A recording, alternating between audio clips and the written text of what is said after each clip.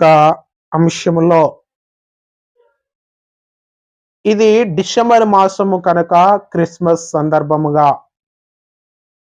దేవుడు ఏ విధముగా ఈ లోకానికి వచ్చి ఉన్నాడో,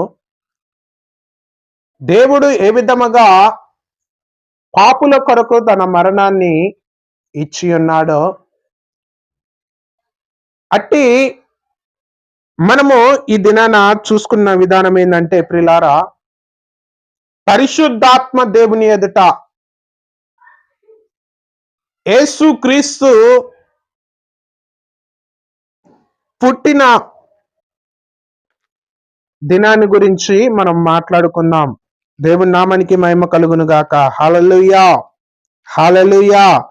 ఇక్కడ నా అంశ భాగం ఏంటంటే ప్రిలారా, క్రీస్తు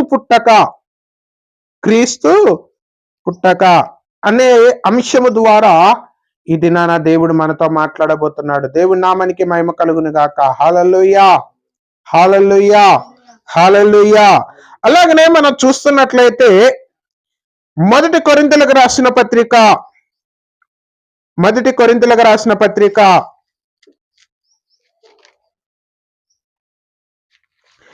3వ అధ్యాయము 16వ వచనాన్ని మనం చదువుకుందాం. మీరు దేవుని ఆలయమై ఉన్నారనియు, దేవుని ఆత్మ మీలో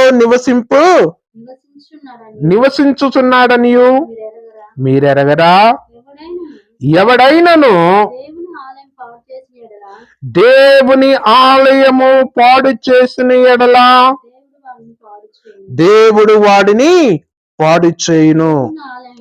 దేవుని ఆలయము పరిశుద్ధమై ఉన్నవి, మీరు ఆలయమై ఉన్నారు.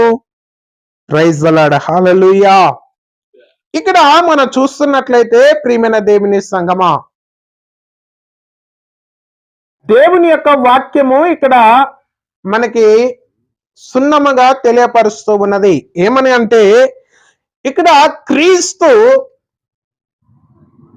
పుట్టక అనేది మనం చూస్తున్నట్లయితే, క్రీస్తు పుట్టి ఉన్నాడు అనే ఏ విధముగా దేవుడు పుట్టి ఉన్నాడు అనేది ఇక్కడ మనం చూస్తున్నాం. ఇక్కడ ఆలయము గురించి ఇక్కడ మనతో మాట్లాడుచూ ఉన్నారు. ఇక్కడ మనం చూస్తున్నట్లయితే ప్రియులారా, మీరు దేవుని ఆలయమై ఉన్నారు, దేవుని ఆత్మ మీలో నివసించుచున్నది. దేవుని నామానికి మహిమ కలుగును గాక. హల్లెలూయా. ఇక్కడ మనం చూస్తున్నట్లయితే దేవుని యొక్క ఆలయము అనేది మనలో ఉన్నది. Praise the lord. Hallelujah, hallelujah. కనుక ప్రియులారా, ఇక్కడ మనం చూస్తున్నట్లయితే ఏ విధమైన దేవుని యొక్క ఆలయము మనలో ఉంటున్నది. ఇక్కడ యేసుక్రీస్తు ప్రభువారు ఆ యొక్క క్రీస్తు పుట్టిన స్థలము మన యొక్క హృదయములోనే దేవుడు పుట్టి ఉన్నాడనేది మనం గమనించుకోవాలి. ఎందుకనగా ప్రియులారా, దేవుడు నీ హృదయము దేవుని ఆలయముగా ఉన్నదని దేవుని యొక్క లేఖము తేటగా మనకు కనపడుతూ ఉన్నది.